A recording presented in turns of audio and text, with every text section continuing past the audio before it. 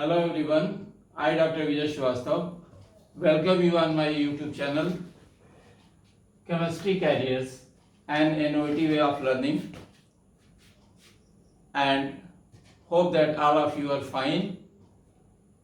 In this session we are just going to start the syllabus of JEE Mains, and after that the topics that are included in NEET exams as well as in IIT, JEE Mains and advanced exams. तो सबसे पहले हम आपको बताएंगे इसमें थोड़ा सा brief introduction. NEET में तो काफ़ी डिटेल में हम लोगों ने मार्क्स डिस्ट्रीब्यूशन सारी चीज़ें देखी थी, लेकिन यहाँ थोड़ा सा ब्रीफली आपको बताएंगे कि जो जेई मेंस और एडवांस का जो सिलेबस है, जो चीज़ें हैं वो बिल्कुल वैसी ही हैं जैसे कि सीबीएसई बोर्ड के सिलेबस में है, एनसीईआरटी के सिलेबस में है। एनसीईआरटी के सिलेबस में क्लास 11th और 12th में जो भी केमिस्ट्री का सिलेबस है वो इंटायर सिलेबस जो था वो कवर होता है इन एग्जाम्स में। मेंस के एग्जाम में, जेई मेंस के एग्जाम में जो क्वेश्चंस आते हैं वो ऑब्जेक्टिव टाइप आते हैं। सेम अथॉरिटी एनटीए जो नीट के एग्जाम को कंडक्ट करती है वही इसको भी देखती है, और इसमें बी और बीटेक के एग्जाम्स में जो 3 सब्जेक्ट्स पूछे जाते हैं, फिजिक्स, केमिस्ट्री और मैथ्स, ये 300 मार्क्स का क्वेश्चन पेपर और हर सेक्शन में 25 क्वेश्चंस, यानी टोटल क्वेश्चंस की नंबर 75 होती है। तो ये आपको बताया हमने कि जेई मेंस के सिलेबस में जो पेपर होता है वो कैसा होता है, कितने क्वेश्चंस केमिस्ट्री से आते हैं। एक बार फिर से जान लीजिए कि केमिस्ट्री से 25 क्वेश्चंस, टोटल 100 मार्क्स, मतलब हर क्वेश्चन 4 मार्क्स का होगा और 4 ऑप्शंस होंगे। मल्टीपल चॉइस टाइप क्वेश्चंस हैं तो उसमें 4 ऑप्शंस होंगे और एक ऑप्शन उसमें करेक्ट होगा। ये जो बेसिक चीज है वो हमने आपको बताया। अब इसमें जो टॉपिक्स हैं आपको बताएं कि जितने भी टॉपिक्स इसमें दिए गए सारे टॉपिक्स कवर किए जाएंगे। सिलेबस के हर टॉपिक को कवर किया जाएगा। जहां जितना फोकस देना होगा उतना फोकस देंगे। न्यूमेरिकल एस्पेक्ट्स पर स्पेशल अटेंशन होगा और फंडामेंटल को जो होता है बिल्कुल क्लियर किया जाएगा। तो हम स्टार्ट कर रहे हैं फर्स्ट टॉपिक से, और वो टॉपिक है some basic concepts of chemistry. तो इस टॉपिक को जो कि पूरी तरह फंडामेंटल है, इसको हमने स्टडी पॉइंट ऑफ व्यू से कई पार्ट्स में डिवाइड कर दिया है। इन पार्ट्स के हिसाब से जब आप पढ़ेंगे, चीजों को स्टडी करेंगे तो कंसेप्ट बिल्कुल क्लियर हो जाएगा और हम इस पोजीशन में होंगे कि किसी भी प्रकार की न्यूमेरिकल प्रॉब्लम्स को हम सॉल्व कर सकते हैं। तो स्टार्ट करते हैं आपको टॉपिक में क्या क्या चीजें हैं उनसे। सबसे पहली चीज होगी, इसमें बताया आपको कि some basic concepts of chemistry में जो सबसे पहली चीज है वो थोड़ा सा एक ब्रीफ इंट्रोडक्शन है, जिसमें हम जानेंगे कि what is science, what is chemistry and what is matter. ये सारी चीजें हम पहले से पढ़ते आ रहे हैं, जानते आ रहे हैं, लेकिन थोड़ा सा एक रिफ्रेशमेंट के लिए इन चीजों को जानेंगे, रिफ्रेश करेंगे। और मैटर जब हम डिस्कस करेंगे तो मैटर के बाद से टॉपिक की सारी चीजें कोरिलेट होकर के स्टार्ट हो जाएंगी। सेकंड जो इसकी सब हेडिंग है वो है मेजरमेंट्स। मेजरमेंट्स में आपको थोड़ा सा हिंट कर दें कि इस फिजिकल वर्ल्ड में जितनी भी चीजें हैं, जितने भी ऑब्जेक्ट्स विजिबल हैं या इनविजिबल हैं, सबका मेजरमेंट किया जाता है।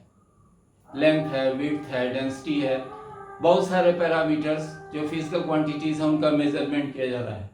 तो या हम करते हैं। तो मेजरमेंट एक एसेंशियल रिक्वायरमेंट है साइंस में, इसलिए हम सेकंड सब हेडिंग जो लेके आए हैं वो है मेजरमेंट। मेजरमेंट में सबसे पहले क्या है, मेजरमेंट ऑफ फिजिकल क्वांटिटीज। जो फिजिकल क्वांटिटीज हैं उनका मेजरमेंट देखना हमको। फिर हर मेजरमेंट में जैसे मान लीजिए हमने कहा कि एक रूम है, रूम की लेंथ 15 है, तो 15 से कंप्लीट इंफॉर्मेशन नहीं मिल रही हमको। हमने इस बना कि व्हाट इज मीन्ड बाय 15, तो हमको उसके साथ चाहिए उसकी यूनिट, वो सेंटीमीटर है, मीटर है, डेसीमीटर है, किलोमीटर है या फीट है, जो भी है वो यूनिट चाहिए। तो यूनिट के बारे में हमको जानना है, और यूनिट का जो सिस्टम है जो ऑल ओवर वर्ल्ड अप्लाई होता है उसके बारे में जानना है। तो इसमें हम देखते हैं मेजरमेंट्स में एसआई सिस्टम ऑफ यूनिट्स। अब इस एसआई सिस्टम में आगे चल के हम देखेंगे कि 7 फंडामेंटल फिजिकल क्वांटिटीज है और उनकी यूनिट्स क्या क्या है एसआई सिस्टम के accordingly. Next, prefixes used in SI system. SI system में हम कौन कौन से प्रीफिक्सेज यूज करते हैं, तो इसके बारे में डिटेल जानेंगे। और फिर देखेंगे डिराइव्ड एसआई यूनिट्स। तो यहाँ हमने मेंशन किया है 7 फंडामेंटल फिजिकल क्वांटिटीज, यानी जो फिजिकल क्वांटिटीज फंडामेंटली हम कंसीडर करते हैं वो केवल 7 ही नंबर हैं, और उनकी अपनी एसआई यूनिट्स होंगी।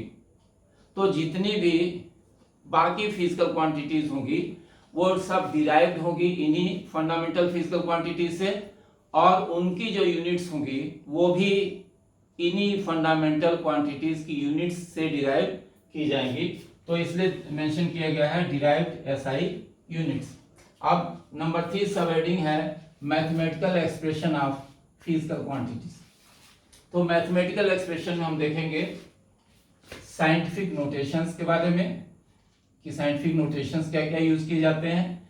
उसके बाद से जो मेजरमेंट है, मैथमेटिकल एक्सप्रेशन जो उनका आता है उसमें देखते हैं कि प्रिसीजन क्या है, एक्यूरेसी क्या है। ये बहुत इंपॉर्टेंट टर्म्स हैं जिनको क्लेरिफाई करना जरूरी है। What is meant by precision and what is meant by accuracy.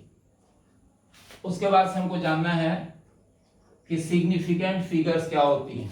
जब हम कोई मेजरमेंट लिखते हैं, कोई डाटा लिखते हैं, तो सिग्निफिकेंट फिगर्स को ध्यान में रखते हुए लिखते हैं। तो उसके बारे में जाने हैं कि what is meant by significant figures. उसके बाद से फिर थोड़ा सा जानेंगे, थोड़ा सा इंट्रोडक्टरी काउंट जानेंगे डायमेंशनल एनालिसिस के बारे में। ये बताया कि मैथमेटिकल एक्सप्रेशंस में ये 4 पॉइंट्स डिस्कस करेंगे। अब इसके बाद जो 4th पॉइंट है इस चैप्टर से रिलेटेड, जैसा लिखा हुआ some basic concepts of chemistry. तो concept is based on certain laws. Concept से रिलेटेड कुछ लॉज होते हैं। तो अब हमारा नेक्स्ट हेडिंग है बेसिक लॉज। तो लॉज में क्या क्या है? Laws of chemical combination.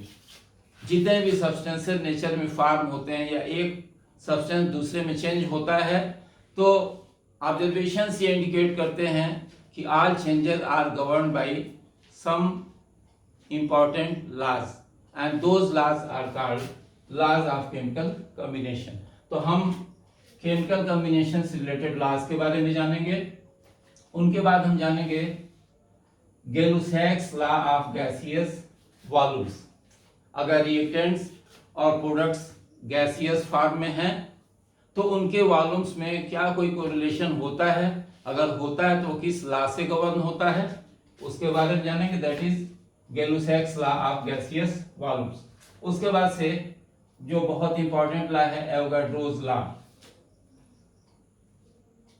तो एवोगाड्रोज लॉ के बारे में जानेंगे और फिर लास्ट में हम जानेंगे डाल्टन्स एटॉमिक थ्योरी, जो कि लॉज ऑफ केमिकल कॉम्बिनेशन से रिलेटेड है, उसी पर बेस्ड है Dalton's atomic theory. Point number 5 जो चैप्टर वाइज सबसे इंपॉर्टेंट एस्पेक्ट होगा कॉम्पिटिटिव एग्जाम्स में, दैट इज न्यूमेरिकल अप्रोच। इस चैप्टर से रिलेटेड जितने सब हेडिंग्स हैं उनमें कितनी हेडिंग से न्यूमेरिकल एस्पेक्ट्स मिलता है या फॉर्म होता है उसके बारे में जानना है, उनसे रिलेटेड प्रॉब्लम्स को डिस्कस करना है। तो हमने हेडिंग दिया है प्रॉब्लम्स रिलेटेड टू। तो 2 सब हेडिंग्स में इसको डिवाइड किया है। ए हमने मेंशन किया है एक तरह की न्यूमेरिकल प्रॉब्लम्स को, और बी में मेंशन किया है दूसरे तरह की न्यूमेरिकल प्रॉब्लम्स को। तो ए टाइप में हम लोगों ने मेंशन किया है एटॉमिक मास और मॉलिक्यूलर मास से रिलेटेड कैलकुलेशंस को। एटॉमिक मास बेस्ड कैलकुलेशंस या मॉलिक्यूलर मास बेस्ड कैलकुलेशन या दोनों से रिलेटेड कैलकुलेशंस, कितने तरह के अप्लाइड कैलकुलेशंस पॉसिबल हैं उनको डिस्कस करेंगे। उसके बाद से जो मोस्ट इंपॉर्टेंट सेगमेंट यहाँ शुरू होता है दैट इज मोल कंसेप्ट। अगर मोल कंसेप्ट क्लियर है तो केमिस्ट्री के फंडामेंटल्स को समझने में बहुत आसानी होती है। मोल बहुत इंपॉर्टेंट चीज़ है और इसको अगर हम ठीक से समझ लेते हैं तो बहुत सारी चीज़ें क्लियर हमारी हो जाती है, क्योंकि हर कैलकुलेशन में जो इजीएस्ट पाथवे बनता है वो अगर कहीं कैलकुलेशन न्यूमेरिकल एस्पेक्ट आता है मास से नंबर से रिलेटेड तो मोल के थ्रू होकर के पास होता है। तो मोल कंसेप्ट जानना है, फिर जानना है जो सब्सटेंसेज हैं उनका परसेंटेज कंपोजिशन क्या है। तो परसेंटेज कंपोजिशन जानेंगे, यानी जो एलिमेंट्स हैं किसी कंपाउंड में उनकी परसेंटेज क्या क्या है उसके बारे में जानेंगे। उसके बाद जानना है इंपीरिकल एंड मॉलिक्यूलर फार्मूला, जो जनरली हम ऑर्गेनिक कंपाउंड्स के केस में कैलकुलेट करते हैं या फाइंड आउट करते हैं। जो सेकेंड टाइप है न्यूमेरिकल अप्रोच का वो केमिकल इक्वेशन से रिलेटेड है। कोई भी केमिकल चेंज होता है तो उसमें एक्सप्रेशन हम एक इक्वेशन के द्वारा देते हैं और वो इक्वेशन कहलाता है केमिकल इक्वेशन। तो केमिकल इक्वेशंस के बारे में जानना है कि बैलेंस्ड केमिकल इक्वेशंस क्या होंगे चेंजेस से रिलेटेड, और उस बैलेंस्ड इक्वेशन को जानने के बाद हम जानेंगे कि इस इक्वेशन से स्टोइकियोमेट्री का क्या कोरिलेशन है। यानी पहले जानेंगे कि स्टोइकियोमेट्री का कंसेप्ट क्या है, फिर स्टोइकियोमेट्रिक रिलेशंस क्या है केमिकल इक्वेशन से, और उन पर बेस्ड कैलकुलेशंस को जानेंगे। जो थर्ड एस्पेक्ट है इसका वो लिमिटिंग रिएजेंट का है। किसी भी प्रोडक्ट के फॉर्मेशन में अगर एक से अधिक केमिकल्स यूज होते हैं तो उसमें कौन सा केमिकल लिमिटिंग रिएजेंट कहलाएगा, इसके बारे में जानेंगे। ये प्रोडक्ट फॉर्मेशन में बहुत इंपॉर्टेंट रिएजेंट होता है। और लास्ट में हम जानेंगे जो डिफरेंट टाइप्स के सॉल्यूशंस प्रिपेयर करते हैं उनके कंसंट्रेशंस को कैसे एक्सप्रेस करते हैं, molarity, molarity, normality, formality, ppm, moles per litre, ये जो स्ट्रेंथ के डिफरेंट एक्सप्रेसिंग वेज हैं इनके बारे में जानेंगे। और जहाँ रिक्वायरमेंट होगी वहाँ इक्विवेलेंट वेट्स के बारे में भी जानेंगे। तो ये हमने जल्दी से आपको एक ब्रीफ इंट्रोडक्शन बताया कि जो बेसिक कंसेप्ट ऑफ केमिस्ट्री ये जो टॉपिक है इस टॉपिक को कितने सब हेडिंग्स में डिवाइड करके स्टडी की जा सकती है।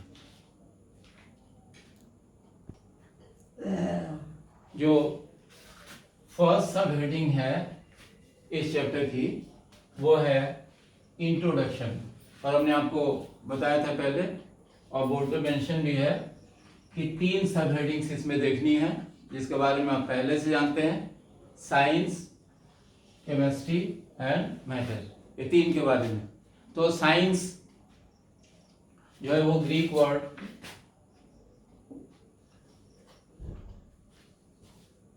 सिंटिया,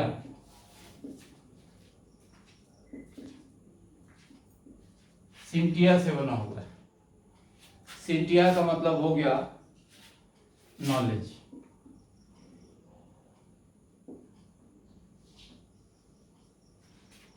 तो डिफाइन किया जाता है बेसिक कंसेप्ट में कि study of any subject which is sequential, systematic and organized is called science. Means if we study any subject in a sequential manner, systematic manner, organized manner, then whatever knowledge is gained that is called science. तो ये general जो definition देते हैं, आजकल की definition के हिसाब से हम कहते हैं कि study and knowledge of physical world and its surroundings and the laws related to it, means जो फिजिकल वर्ल्ड है उसके बारे में नॉलेज हो हमारे पास में, उससे रिलेटेड जो लॉज हैं, नेचुरल लॉज, उनके बारे में अगर जानते हैं तो दैट इज साइंस। तो कई तरीके से इसको कहा जाता है, डिटेल इसके बारे में हमको नहीं जानना है। फिलहाल हम बात करते हैं केमिस्ट्री। तो केमिस्ट्री मीन्स क्या हुआ? केमिस्ट्री जो होता है एक ब्रांच है साइंस की, जिसमें हम मैटर की स्टडी करते हैं, उसके कंपोजिशन की स्टडी करते हैं, और उसमें जो चेंजेस आते हैं उन चेंजेस की स्टडी करते हैं। यानी a branch of chemistry that deals with the study of matter, its composition and the changes that take place in it is called chemistry. तो ये बताया कि केमिस्ट्री क्या है। अब केमिस्ट्री में हमको जानना है कि केमिस्ट्री की बहुत सारी ब्रांचेस हैं और केमिस्ट्री की इम्पोर्टेंस बहुत ज़्यादा है। जहां भी मैटर होगा यूनिवर्स में वहां केमिस्ट्री इन्वॉल्व होगी। हमारा जो प्लेनेट है वहां, या दूसरे जो प्लेनेट्स हैं, या जो सोलर सिस्टम है, गैलेक्सीज हैं, हर जगह जहां भी मैटर है वहां केमिस्ट्री है, चाहे वो लिविंग ऑब्जेक्ट हो या नॉन लिविंग ऑब्जेक्ट हो। लिविंग सिस्टम की बात अगर करें, जैसे ह्यूमन बॉडी है या किसी ऑर्गेनिज्म की बॉडी है, तो हमको पता है कि ये सेल से मिलकर के बनी है। सेल्स टिश्यूज बनाते हैं, टिश्यूज से ऑर्गन, ऑर्गन से सिस्टम, और सिस्टम से पूरी बॉडी। वन बेसिक यूनिट उसकी सेल है। अब सेल को हम मॉलिक्यूलर लेवल पर देखें तो उसके जो डिफरेंट ऑर्गेनील्स हैं, वो ऑर्गेनील्स सभी केमिकल से मिलकर के बने हैं। जैसे हर सेल की जो बाउंड्री होती है, जिसे हम कहते हैं प्लाज्मा मेम्ब्रेन, तो उसमें भी जो कंटेंट्स हैं लिपिड और प्रोटीन, वो क्या है? वो सभी केमिकल्स हैं। बॉडी में 72 से 80% क्या है? वाटर है। बाकी जो कंटेंट है पूरी बॉडी का जो कंस्ट्रक्शन है उसमें जो होता है प्रोटीन्स हैं, कार्बोहाइड्रेट्स हैं, इनऑर्गेनिक सब्सटेंसेस हैं, लिपिड्स हैं, ये सभी केमिकल्स हैं। और केमिस्ट्री इतना वास्ट सब्जेक्ट है कि लाइफ के हर एस्पेक्ट से रिलेटेड है। कोई डिजीज हो गई तो केमिकल्स यूज करना है, ड्रग्स यूज करना है। बॉडी सिस्टम में रिएक्शंस होते हैं तो केमिकल से स्टार्ट होता है, केमिकल ही बनता है। स्टार्टिंग मटेरियल भी केमिकल और एंड मटेरियल भी केमिकल। मेटाबॉलिक प्रोसेसेस हो गए, उसमें भी डाइजेशन हो गया या जो ऑक्सीडेशन का प्रोसेस हो गया, जितने भी प्रोसेसेस हैं सभी केमिस्ट्री से रिलेटेड हैं। जो एंजाइम्स हैं, हार्मोन्स हैं, विटामिन्स हैं, जो न्यूक्लिक एसिड्स हैं, सभी केमिकल्स हैं। तो केमिस्ट्री बहुत वास्ट ब्रांच है। हम क्रॉप्स ग्रो करते हैं, वहाँ भी फर्टिलाइजर्स, इंसेक्टिसाइड्स यूज़ करते हैं। जो फैक्ट्रीज चलाते हैं उसमें भी केमिकल्स यूज़ करते हैं। जो भी हम खाते पीते पहनते हैं सब कुछ केमिस्ट्री। तो ये बताया आपको एक ब्रीफ इंट्रोडक्शन कि केमिस्ट्री क्या है और केमिस्ट्री कैसे रिलेटेड हमसे। अब हम बात करते हैं इसमें मैटर के बारे में। तो मैटर हम लोअर क्लासेस से जानते आ रहे हैं कि मैटर की सिंपल सी डिफिनीशन दी जाती है, anything that has mass and occupies space is called matter. Matter से लिविंग वर्ड भी बनेगा और नॉन लिविंग ऑब्जेक्ट्स भी फॉर्म होते हैं। तो मैटर से ही सब कुछ बना हुआ है। पूरा यूनिवर्स मैटर से बना है और एनर्जी से बना हुआ है। तो हम केमिस्ट्री से रिलेटेड जो चीज़ देख रहे हैं वो क्या है? मैटर। अब जो मैटर है उसको हम क्लासिफाई कर सकते हैं। तो देखेंगे हम कि मैटर को किस प्रकार से क्लासिफाई करते हैं। तो हम देखेंगे अब क्लासिफिकेशन ऑफ मैटर।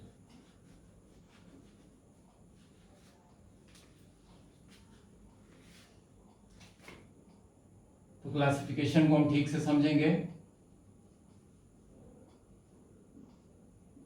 मैटर है मैटर की क्लासिफिकेशन की दो बेसिस है,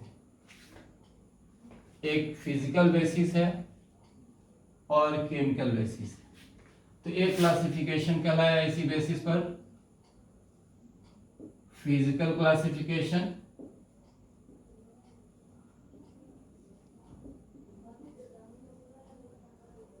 और दूसरा क्लासिफिकेशन कहलाया केमिकल क्लासिफिकेशन।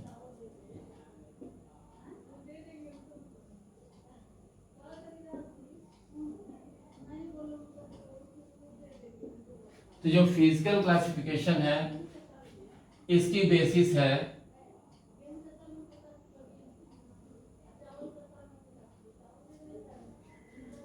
फिजिकल स्टेट्स,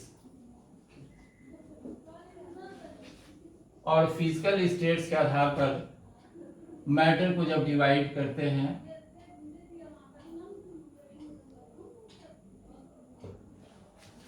तो तीन पार्ट्स आते हैं इसमें।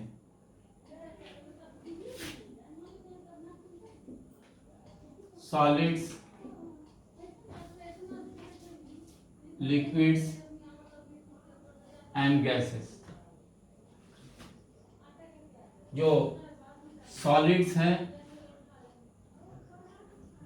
उनमें शेप और वॉल्यूम डिफिनिट होता है। लिक्विड्स में केवल वॉल्यूम डिफिनिट होता है, और गैसेस के केस में इन दोनों में से कोई भी डिफिनिट नहीं होता है। तो शेप और वॉल्यूम जो डिफिनिट होता है उसका रीजन है स्ट्रॉन्ग इंटरमॉलिक्यूलर फोर्सेस। इनके जो कंस्टिट्यूएंट पार्टिकल्स होते हैं उनमें स्ट्रॉन्ग इंटरमॉलिक्यूलर फोर्सेस काम करते हैं। और जो ट्रू सॉलिड्स होते हैं इनकी एक मेन प्रॉपर्टी होती है जिसे हम कहते हैं एनआइसोट्रॉपी। जब सॉलिड स्टेट डिस्कस करेंगे तो उसके बारे में डिटेल्स में सारी चीजों के बारे में जानेंगे। यहाँ सिर्फ इतना ही जानना है। लिक्विड्स में केवल वॉल्यूम डिफिनिट होता है। यहाँ जो इंटरमॉलिक्यूलर फोर्सेस होते हैं ये इंटरमॉलिक्यूलर फोर्सेस सॉलिड के कंपैरिजन में थोड़े वीक होते हैं। सॉलिड्स में पूरा ऑर्डर्ड अरेंजमेंट होता है,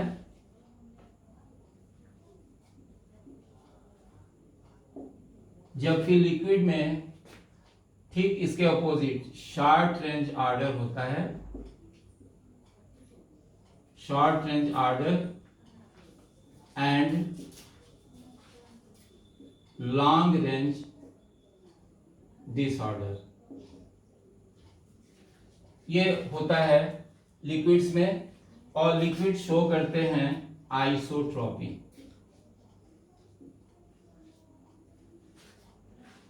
ये बताया थोड़ा सा लिक्विड्स के बारे में। गैसेस में बताया कि जो शेप और वॉल्यूम है वो बिल्कुल ही डिफिनिट नहीं होता है। जिस किसी वेसल में रखें उसी तरह का शेप ऑक्यूपाई कर लेते हैं, वही उसका वॉल्यूम हो जाता है। रीजन है कि जो इंटरमॉलिक्यूलर फोर्सेस होते हैं वो ऑलमोस्ट नेग्लिजिबल होते हैं। तो ये हमने बताया आपको कि फिजिकल क्लासिफिकेशन इसका क्या है मैटर का। अब देखते हैं हम फिजिकल क्लासिफिकेशन के बाद से केमिकल क्लासिफिकेशन। तो केमिकल क्लासिफिकेशन में हम केमिकल कंपोजिशन की बेसिस पर डिवाइड करते हैं इसको। इसकी बेसिस हो गई केमिकल कंपोजिशन।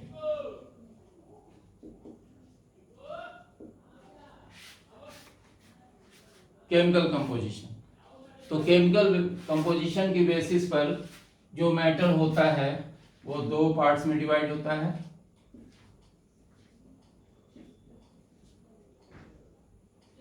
प्योर सब्सटेंसेस और मिक्सचर्स।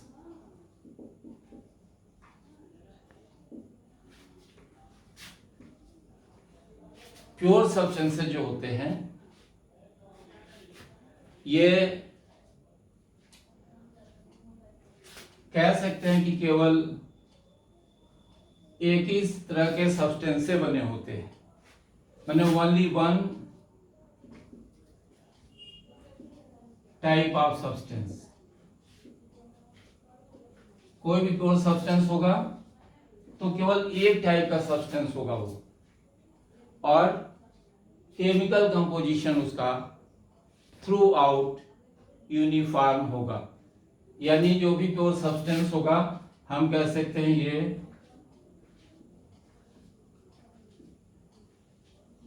होमोजीनियस होगा। ये इसकी एक इंपॉर्टेंट कैरेक्टरिस्टिक थी। अब होमोजीनियस के बाद से आपको बताएं कि हम कह सकते हैं कि प्योर सब्सटेंसेस आर दो substances which are composed of only one type of particles। तो कंपोजिशन क्या होगा? only one type of particles। अब ये जो पार्टिकल्स होंगे, ये पार्टिकल्स एटम्स हो सकते हैं या मॉलिक्यूल्स हो सकते हैं।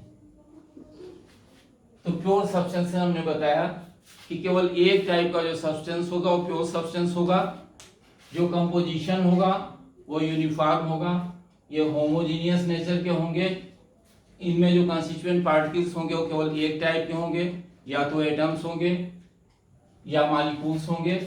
अब ये जो प्योर सब्सटेंसेस हैं वो भी फर्दर डिवाइड हो जाते हैं। तो इनके डिवीजन में बताते हैं एलिमेंट्स और कंपाउंड्स। तो एलिमेंट्स में सेम डिफिनेशन अप्लाई हो जाएगी, those pure substances which have only one type of particles। हाँ, लेकिन यहां डिफरेंशिएट क्या करेंगे? जो एलिमेंट के पार्टिकल्स होते हैं constituent particles, they are atoms. तो जनरली जो मेटल्स हैं वो या कुछ नॉन मेटल्स वो एटम से मिलकर के बने होते हैं, लेकिन इनमें मॉलिक्यूल्स भी हो सकते हैं। जैसे हाइड्रोजन गैस है, हाइड्रोजन जो एलिमेंट है वो गैसियस फॉर्म में पाया जाता है, फॉर्मूला हम उसका H2 लिखते हैं। तो ऐसे केसेस में हम कहते हैं कि elements are those pure substances which are composed of only one type of particles, that is atoms, are homonuclear molecules। तो ये जो होंगे एलिमेंट्स, ये या तो एटम से मिलकर के बने होंगे या होमोन्यूक्लियर मॉलिक्यूल से मिलकर के बने होते हैं। अब जो कंपाउंड्स हैं ये भी only one type of particle से मिलकर बने होते हैं, लेकिन ये जो पार्टिकल्स होते हैं ये मॉलिक्यूल्स होते हैं। कंपाउंड्स में जो पार्टिकल्स होंगे स्मॉलेस्ट जिनसे मिलकर के बना होगा वो मॉलिक्यूल्स होंगे, और जो मॉलिक्यूल्स होते हैं वो हेटेरोन्यूक्लियर होते हैं। मॉलिक्यूल्स का नेचर है हेटेरोन्यूक्लियर।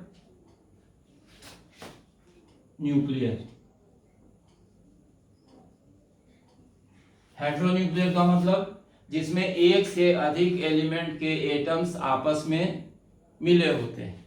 अब जो हेटेरोन्यूक्लियर मॉलिक्यूल्स होते हैं उनमें जो एलिमेंट्स होते हैं उनका एक डिफिनिट प्रोपोर्शन होता है। बताया कि जो कंपाउंड्स होते हैं उनके मॉलिक्यूल्स डिफरेंट एलिमेंट्स के केमिकल कॉम्बिनेशन से फॉर्म होते हैं, और उसमें उन एलिमेंट्स का बाय वेट एक डिफिनिट प्रोपोर्शन होता है। यानी इनका formation law of constant proportion या लॉ ऑफ डिफिनिट प्रोपोर्शन, जो एक इंपॉर्टेंट लॉ है लॉज ऑफ केमिकल कॉम्बिनेशंस में, उनके अकॉर्डिंगली होता है। तो ये हमने बताया कि एलिमेंट्स क्या होते हैं और कंपाउंड्स क्या होते हैं। अब हम देखते हैं थोड़ा सा इसमें कि जो एलिमेंट्स हैं और जो कंपाउंड्स हैं उनको थोड़ा और क्लासिफाई करेंगे।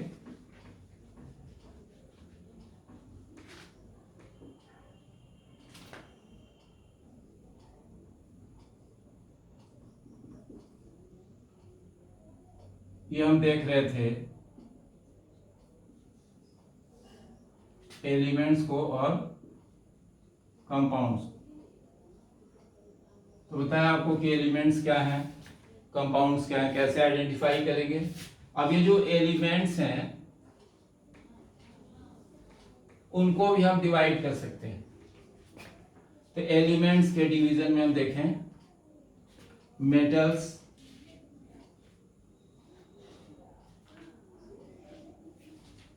नॉन मेटल्स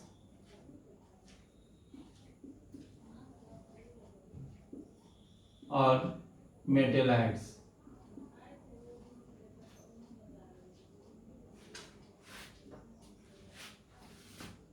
तो कैरेक्टरिस्टिक्स की बेसिस पर ये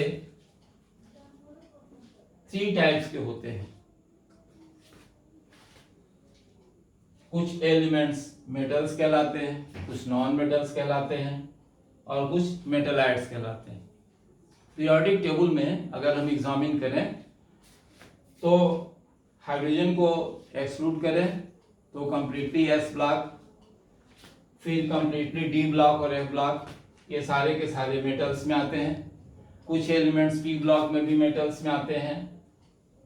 पी ब्लॉक के कुछ लिमिटेड ग्रुप्स और उसके अलावा कुछ और एलिमेंट्स नॉन मेटल्स में आते हैं और बहुत कम एलिमेंट्स होते हैं वो मेटेलाइट के फॉर्म में आते हैं। अगर हम केवल इलेक्ट्रिकल कंडक्टिविटी को बेस बनाएं तो हम कहते हैं कि metals are good conductor. Heat conduction को करें तभी कह सकते हैं कि metals are good conductor of heat and electricity. जो नॉन मेटल्स होते हैं दीज आर बैड कंडक्टर्स। और जो मेटेलाइट्स होते हैं इनमें कुछ प्रॉपर्टी मेटल्स की और कुछ नॉन मेटल्स की होती है। तो मेटल्स की जैसी प्रॉपर्टी इसमें होगी उसके अकॉर्डिंगली इनमें कंडक्शन होगा। तो ये हमने आपको बताया कि एलिमेंट्स होते हैं वो 3 टाइप्स के हो गए। अब बात करते हैं कंपाउंड्स की। तो कंपाउंड्स को भी फर्दर डिवाइड कर सकते हैं हम इनऑर्गेनिक कंपाउंड्स और ऑर्गेनिक कंपाउंड्स।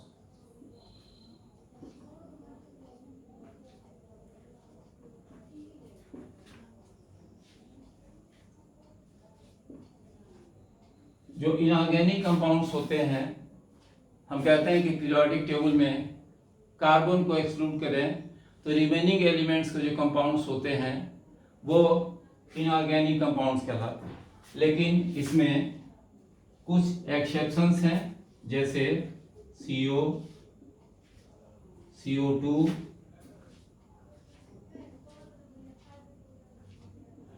Carbonates, bicarbonates. ये जो होते हैं इनमें कार्बन तो है लेकिन ये इनऑर्गेनिक कंपाउंड्स हैं। और बाकी जो कार्बन के कंपाउंड्स होते हैं, कार्बन, हाइड्रोजन और ऑक्सीजन जिसमें एसेंशियल एलिमेंट होता है, कोवेलेंट कंपाउंड होते हैं। उसके अलावा उसमें नाइट्रोजन, सल्फर और हैलोजेंस होते हैं। तो वो जो कंपाउंड्स होते हैं वो ऑर्गेनिक कंपाउंड्स कहलाते हैं। ये बताया हमने कि प्योर सब्सटेंसेस का क्लासिफिकेशन कैसे करते हैं। अब हम बात करते हैं इसमें मिक्सचर्स की। तो मिक्सचर्स का मतलब है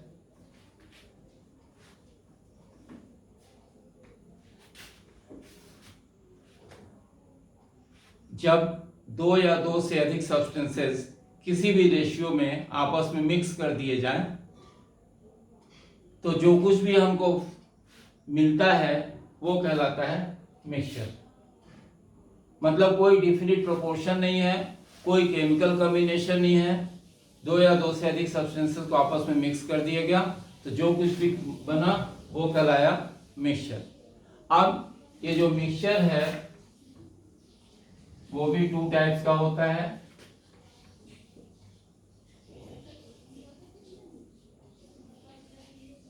होमोजेनियस और हेट्रोजीनियस।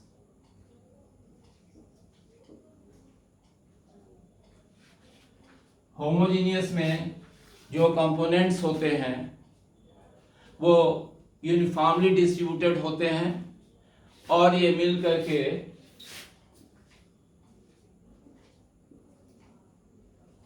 वन फेज सिस्टम बनाते हैं। जैसे एयर एक बहुत अच्छा एग्जांपल है जिसमें डिफरेंट गैसेज आपस में मिक्स्ड हैं। उसके बाद से हम ले सकते हैं जैसे ब्रास है, ब्रॉन्ज, यानी जो एलाइज हैं वो इसमें आती है।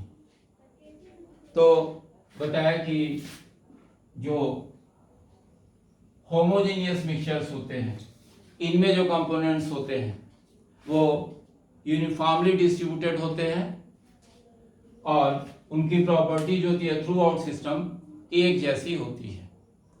अब हम बात करते हैं हेट्रोजीनियस मिक्सचर्स की। तो हेट्रोजीनियस मिक्सचर्स में जो कंपोनेंट्स होते हैं वो दो या दो से अधिक फेजेस फॉर्म करते हैं और जो कंपोनेंट्स होते हैं उनका यूनिफॉर्म डिस्ट्रीब्यूशन नहीं होता है। उनको हम देख सकते हैं, सेपरेट कर सकते हैं, यानी वो विजिबिलिटी में भी आ सकते हैं और उनका सेपरेशन भी पॉसिबल है। जैसे एग्जांपल में लेते हैं स्मोक, ये फेमिलियर एग्जांपल है। इसमें कार्बन पार्टिकल्स हैं और प्लस एयर है। तो इस एग्जांपल से हम इसको समझ सकते हैं कि हेट्रोजीनियस मिक्सचर्स क्या होते हैं। इसमें दूसरे एग्जांपल में हम